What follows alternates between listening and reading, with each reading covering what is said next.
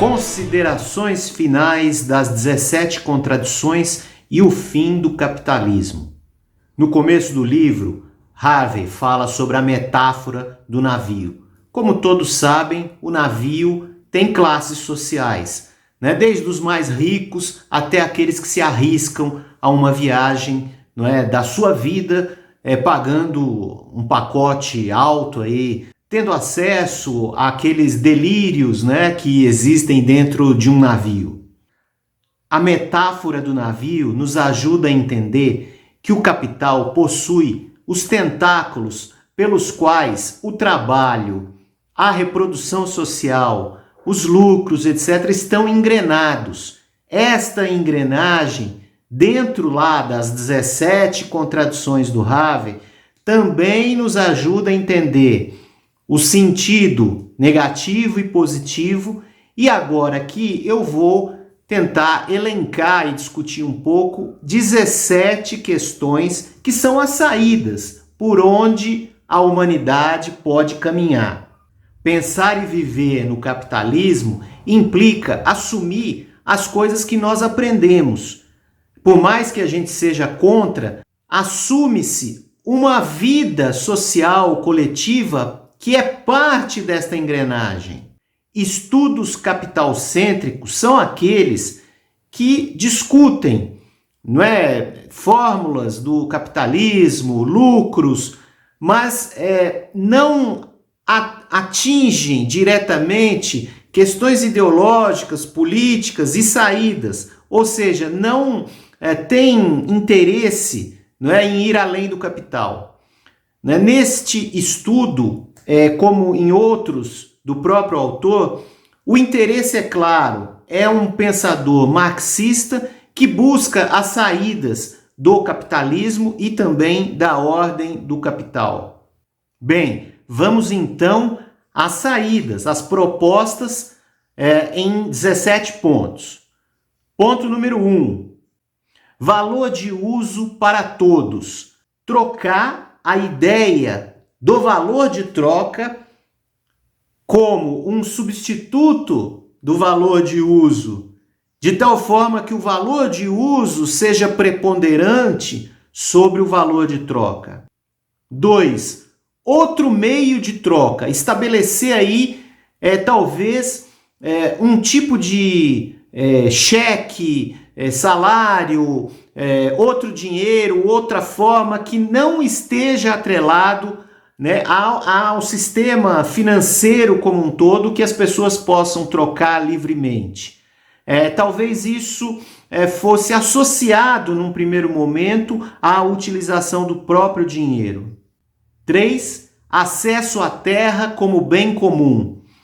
Né? A terra deixa de ser, em determinadas circunstâncias, propriedade particular para ser uma propriedade comum.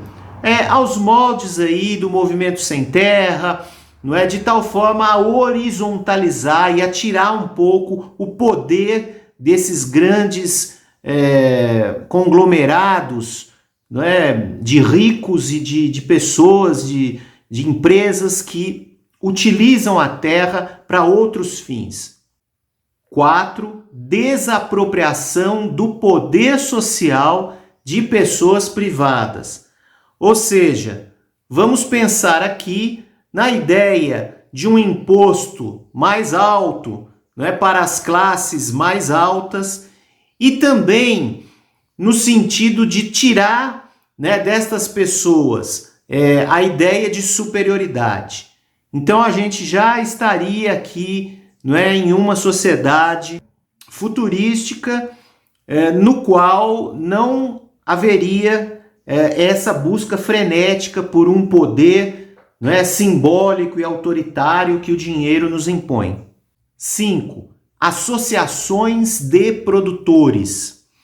Como seria bom nós termos acesso a produtos que a gente compra no supermercado baratos, né? Pensem, por exemplo, né, a gente comprar aí em grandes quantidades, sem atravessadores, né, sem lucros exorbitantes. Então esses produtos iriam tender a um valor, bem mais baixo. E isso é possível através, né, de associação de produtores livremente estabelecido pelos próprios trabalhadores que, no caso do capital, estão sujeitos a esta lógica do capital que impõe preços, impõe fórmulas, impõe gosto e por aí vai. 6. Desaceleração da vida cotidiana. Tornar o lazer um tempo verdadeiramente livre.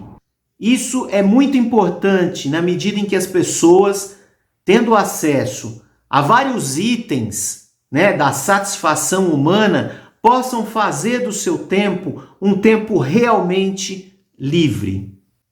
Bom, 7. Tudo isso perguntando às pessoas. Então, perguntar às populações o que elas desejam. Tornar, portanto, a política verdadeiramente horizontal, né? Não de cima para baixo. Fazer com que leis, atitudes, gastos, produção, trabalho seja uma demanda efetiva das populações regionalizadas e localizadas.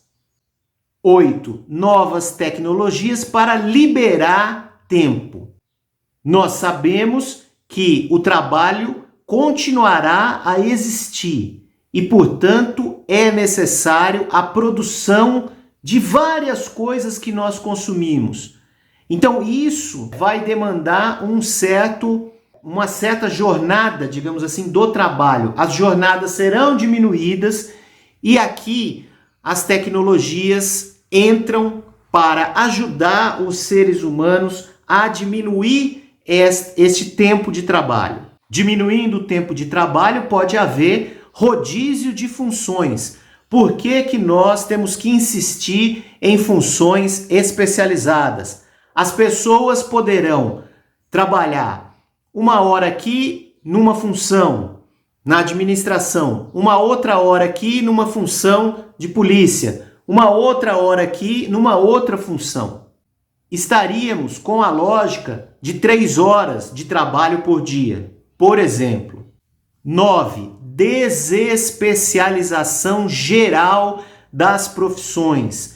Incentivo à ideia de uma generalização, num primeiro momento, de profissões, para depois criarmos, não é, essa substituição do item anterior, né, das funções. E isso pode ser feito por meio da automação, da robotização, da inteligência artificial, ou seja, é possível liberar o tempo de trabalho, é possível diminuir as jornadas de trabalho exaustivas que são no capitalismo lá para 40, 70 horas para um patamar mínimo de trabalho alienado, fazer com que o restante desse tempo seja verdadeiramente livre.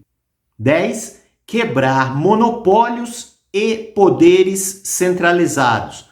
Obviamente, quando você tem uma ideia de que o que pode dar certo na sua comunidade dará em outras, estas outras comunidades podem se empoderar e garantir a sua descentralização. Não necessariamente aguardar o poder, por exemplo, do governo federal, no caso do Brasil.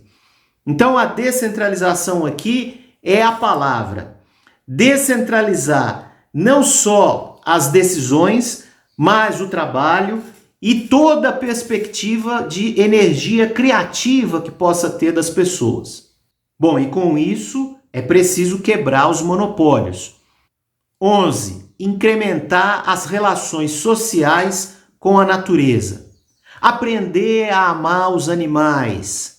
Aprender a retomar o contato com a terra, com a água, com os mares, né, com a natureza em geral. Isso parece muito utópico, mas é exatamente essa a ideia da gente sentir as coisas da terra. Né? Com as novas tecnologias, a robotização, os celulares, né, as questões muito dinâmicas com que o capitalismo transformou a nossa vida, é preciso resgatar isso com inteligência, né? E, portanto, em aliança com os trabalhadores que possam nos devolver esta ideia do trabalho e do respeito à natureza. 12. Diminuir o mérito individual e fazer com que as pessoas tenham garantido aí o seu acesso básico a todos os bens produzidos. Também parece algo utópico num primeiro momento. Esse ponto vai ser relacionado com o ponto 13. E o ponto 13 é exatamente a eliminação do trabalho alienado de forma gradual. Nós sabemos que o trabalho no capitalismo, na ordem do capital, ele é alienado e essa alienação gera uma série de consequências danosas para os trabalhadores. Então, é preciso, aos poucos, garantir minimamente o acesso. Acesso ao quê? À saúde, à educação, à habitação, ao transporte para todos. Então, isso significa que as pessoas não vão ter acesso privado, não é, a um carro, alguma coisa. Os carros, os meios de transporte deverão ser de todos. Pegou, andou, parou numa outra esquina, pega um outro carro e assim vai, né? Na mesma lógica que é com a comunicação, né? Não é? Antigamente cada um tinha o seu telefone, era uma propriedade. Então os automóveis, os ônibus, essas coisas não podem ser propriedade. É uma outra lógica. Então este é o ponto 14, o acesso aos itens básicos. O ponto número 15, a economia como um todo deve ter tendência de crescimento igual a zero. Olha que coisa interessante aqui, num mundo onde nós queremos que a economia cresça. Portanto, nós queremos que a economia cresça para que ela distribua a riqueza, os capitalistas fiquem com a parte dessa riqueza, a maior parte, né, e seja distribuído em forma de salário social, etc., aos trabalhadores. Já nesse ponto, a economia não pode crescer, porque um crescimento econômico significa nova crise do capitalismo, nova crise de toda a engenharia do capital. Então o crescimento ele tem que tender a zero, ou seja, nós vamos produzir para consumir, para que todos tenham acesso a esse consumo.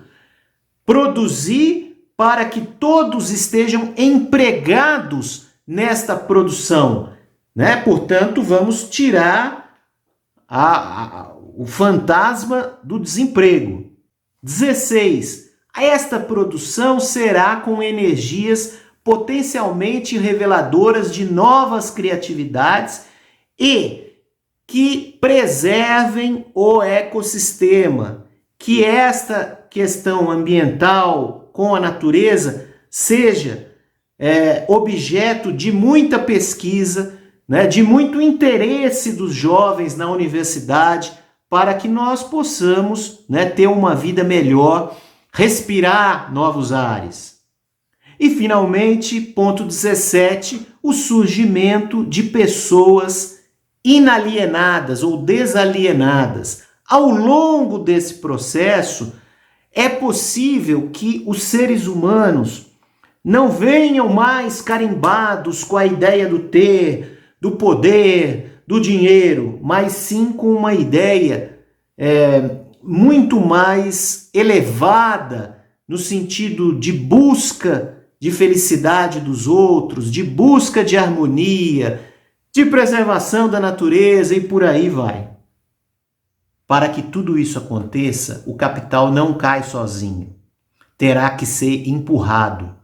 A acumulação do capital não vai cessar. Terá que ser interrompida. A classe capitalista não entregará o poder livremente, terá que ser despossuída. Outros livros de David Harvey, O Enigma do Capital.